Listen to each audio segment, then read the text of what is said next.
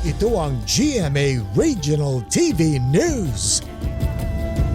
Patay ang isang driver at kanyang pahinante matapos maaksidente ang sinasakyan nilang truck na may mga kargang baka sa Baguio City. Sa investigasyon po ng pulisya, pababa sa matarik na bahagi ng kalsada sa Suelio Village ang mga biktima nang mawala ng kontrol ang driver sa sasakyan.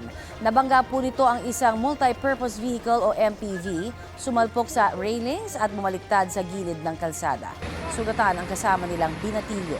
Patay rin po ang 4 sa 5 baka na karga ng truck.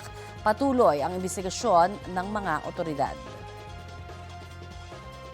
Patay ang isang babaeng 4 na buwang buntis matapos saksakin ng isang lalaki sa Badok, Ilocos Norte. Base sa investigasyon, natutulog ang biktima kasama ang kanyang lalaking anak sa kanilang bahay sa barangay Pagsanahan Norte nang pumasok ang suspect at saksakin siya.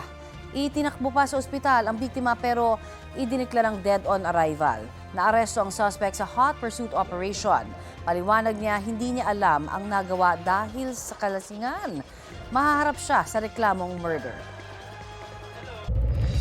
Ito ang GMA Regional TV News.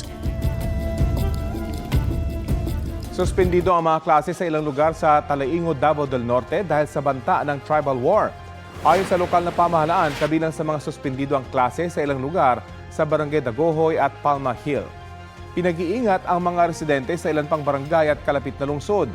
Batay sa inisyal na investigasyon ng Davao del Norte Police Provincial Office, may naitalang kaso ng pagpatay sa Talaingod na inaalam pa kung may kaugnayan sa tribal war.